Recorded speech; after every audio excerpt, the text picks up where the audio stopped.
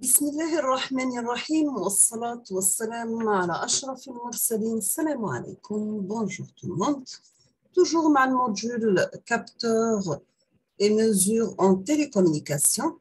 Aujourd'hui, on va voir la partie numéro 2 pour chapitre numéro 3, des exemples de capteurs, le microphone, les capteurs CCD, les capteurs de champ RF, les capteurs numériques, etc. Nous sommes arrivés au microphone dynamique à bobine mobile. Donc, nous avons que dans les microphones électromagnétiques à bobine mobile, une bobine est collée à la membrane qui l'a fait vibrer dans le fort champ magnétique fixe d'un aimant permanent. Le mouvement crée une force électromotrice créant des signaux électriques.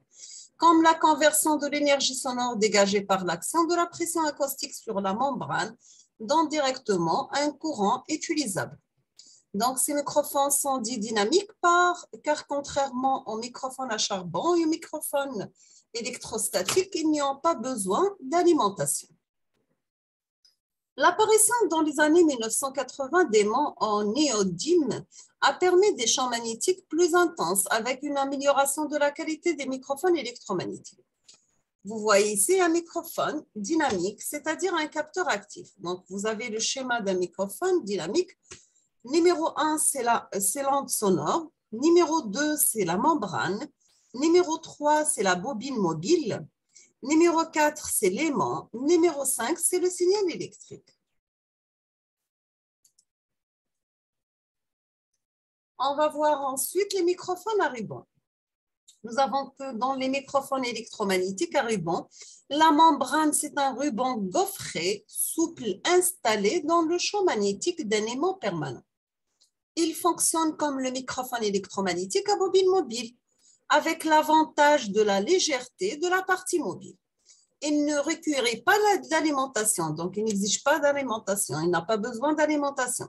L'impédance de sortie est bien plus faible que celle des autres types et elle est assez fragile.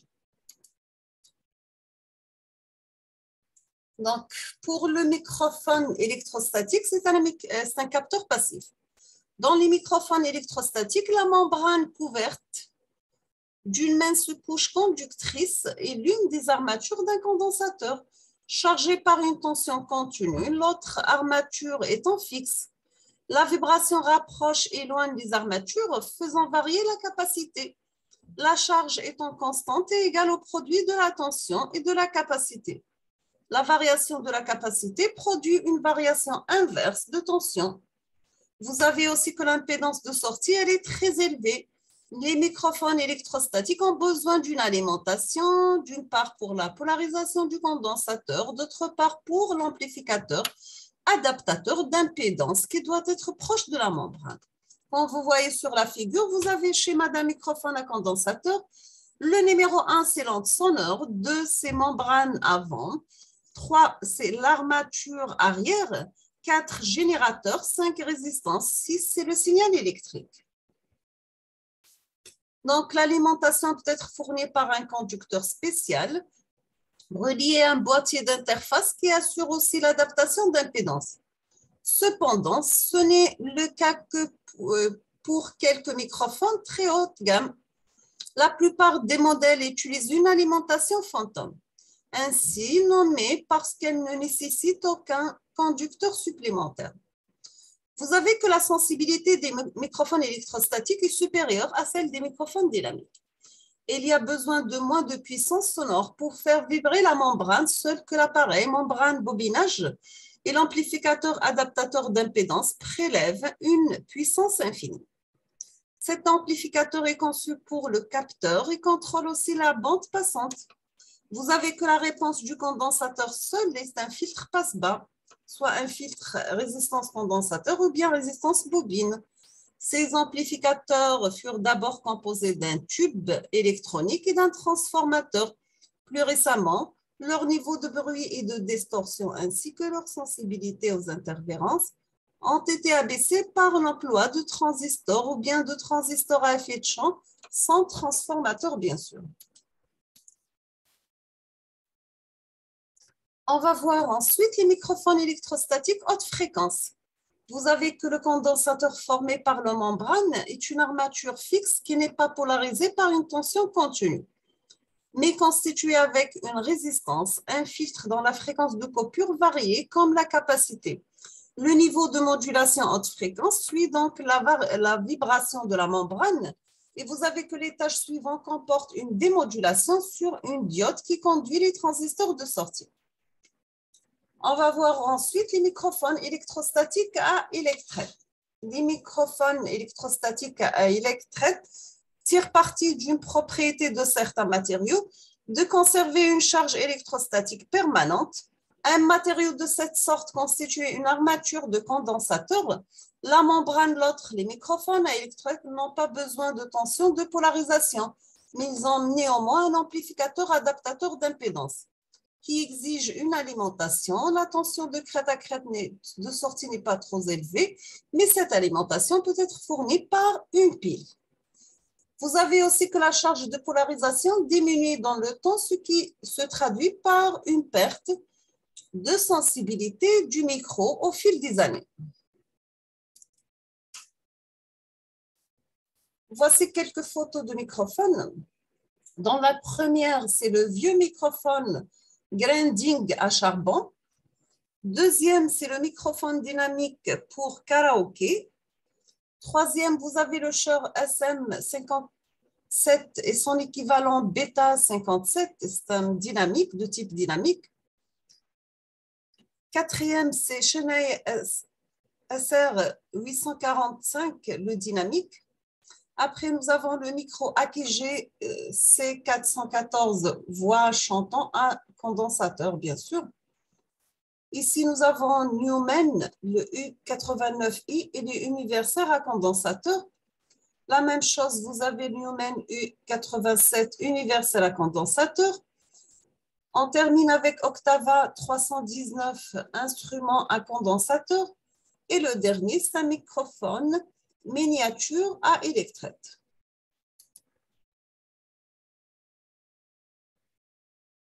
On passe maintenant au capteur photographique, le CCD, le CMOS et le X3. Un capteur photographique, c'est un composant électronique photosensible servant à convertir un rayonnement ultra-V, visible ou infrarouge, en un signal électrique analogique. Ce signal est ensuite amplifié, puis numérisé par un convertisseur analogique numérique et enfin traité pour obtenir une image numérique. Donc, ce capteur, c'est le composant de base des appareils photo et des caméras numériques. Il a remplacé le film ou bien une pellicule en photographie argentique.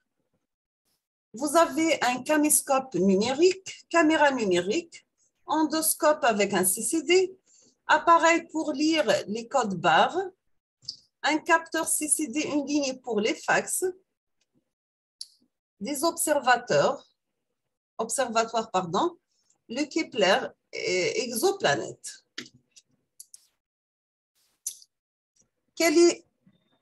Vous avez que le capteur photographique met à profit l'effet photoélectrique qui permet au photon incident d'arracher les électrons à chaque élément actif. C'est ce qu'on appelle le photosite. Bien sûr, d'une matrice de capteurs élémentaires constituée de photodiodes ou bien ce qu'on appelle le photomos. Elle est nettement plus efficace que la pellicule. Près de 50% en pratique des photons reçus permettent de collecter un électron. Donc, contre environ 5% de photons qui révèlent le grain photosensible de la pellicule. Voici l'effet photoélectrique. Vous avez une interaction photon-électron. Vous avez un rendement quantique. Nous avons que les CCD généralement utilisés sur les appareils compacts et les appareils à très haute résolution. Vous avez le CMOS en appareil réflexe plus grand que le compact. Donc, vous avez le compact et le réflexe. Pour les capteurs CCD, vous avez que le CCD, c'est Charge Coupled Device, ou bien en français, un dispositif à transfert de charge. C'est le plus simple à fabriquer, inventé par George Smith et William Boyle dans les laboratoires Bell en 1969. Cette invention leur apporte la moitié du prix Nobel de physique en 2009. Elle est rapidement adoptée pour des applications de pointe imagerie astronomique, puis popularisée sur les caméras et les appareils photo. Donc, vous voyez sur la figure un capteur photographique, ce qu'on appelle le CCD. Quel est son principe? Vous avez qu'un CCD transforme les photons lumineux qu'il reçoit en paires d'électrons trous par effet photoélectrique dans le substrat semi-conducteur, puis collecte les électrons dans le puits de potentiel maintenu au niveau de chaque photocyte. Le nombre d'électrons collectés est proportionnel à la quantité de lumière reçue. Vous avez à la fin de l'exposition, les charges sont transférées de photocyte en photocyte par le jeu de variation de potentiel. Bien sûr, cyclique appliqué aux grilles, ce qu'on appelle une bande conductrice horizontale, isolée entre elles par une couche de CO2, jusqu'au registre horizontal de sortie. Donc, au niveau du registre de sortie, un décalage horizontal se fait et la charge totale sera lue par un suiveur de tension. Généralement, un unique transistor NMOS, la charge est stockée sur l'électrode du transistor, plaçant cette électrode à une tension dépendant de la capacité qui la sépare de la masse. Plus elle est faible, plus grand sera le facteur de conversion entre charge et tension et donc le signal de sortie. Donc, nous avons que ce signal sera ensuite amplifié et numérisé. Nous avons trois types de CCD, ce sont succèdent et coexistent toujours. Vous avez le CCD full tram plein tram, le CCD full tram transfert de tram et le CCD interline transfert ou bien interline tout simplement. On va commencer par CCD full frame. Donc, c'est l'ensemble de la surface contribuée à la détection. La capture, c'est le plus sensible, mais il présente les inconvénients suivants. Vous avez une réponse spectrale, c'est-à-dire que les grilles elles-mêmes, notées dans les diapos 82, en silicone polycristallin déposé au-dessus de la couche photosensible. Il absorbe une partie importante de rayonnement bleu du spectre entre 0,35 et 0,45 micromètres. Ils ont l'effet de obturateur et nécessitent un obturateur externe pour permettre le cycle de transfert de charge sans élimination. Vous avez éblouissement, et il est très sensible à l'éblouissement quand un photocyte déborde suite à une intensité élevée de la lumière. Il ionise ses voisins. Donc, pour pallier cet inconvénient, il peut être équipé d'un dispositif drain d'évacuation de charge, ce qu'on appelle LOD, Lateral Overflow Drain, qui élimine les électrons en trop-plein de photocytes et limite la propagation de éblouissement, mais cela diminue la sensibilité. Quelques caractéristiques du CCD full tram récent. Vous avez des photocytes au pas de 6 micromètres. Ces photocytes sont capables de stocker jusqu'à 60 000 électrons et ont un rendement quantique supérieur à 20%. Vous avez 80 mégapixels, surface utile de 35,7 par 40,4 mm. Donc, le CCD full tram frame transfer est associé de matrices CCD de même dimension. L'une exposée à la lumière, l'autre masquée. On peut ainsi procéder à un transfert rapide de la matrice d'exposition vers la matrice de stockage, puis la numérisation de celle-ci en parallèle avec l'acquisition d'une nouvelle image. Quels sont leurs inconvénients? C'est qu'ils diminuent par 2 la surface sensibilité moitié moindre.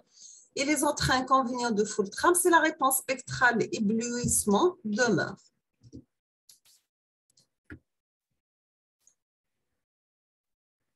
Le CCD interline transfert, vous avez les deux matrices exposées et masquées ne sont pas jointées, mais elles sont ligne par ligne. Les photodiodes plus sensibles au bleu, une réponse spectrale couvrant correctement le spectre visible de 0,35 à 0,75 micromètres.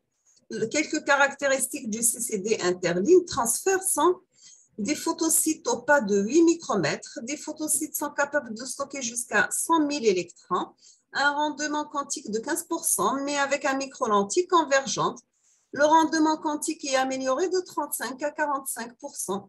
vous avez 20 mégapixels pour le grand public, surface utile de 24 par 36, pardon. Donc, vous trouvez ici le full frame avec un registre serré, transfert frame et interligne transfert.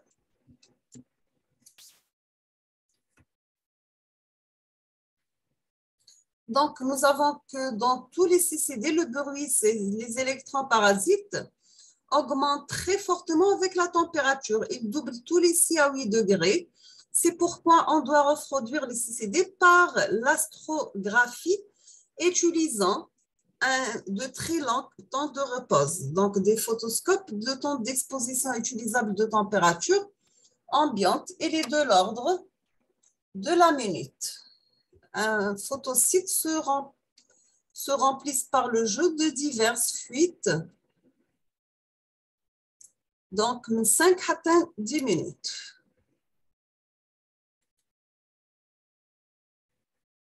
On va s'arrêter ici aujourd'hui. La prochaine vidéo, Inch'Allah, on va terminer la suite. Je vous remercie pour votre attention. N'hésitez pas si vous avez des questions et à la prochaine vidéo, Inch'Allah. Merci beaucoup.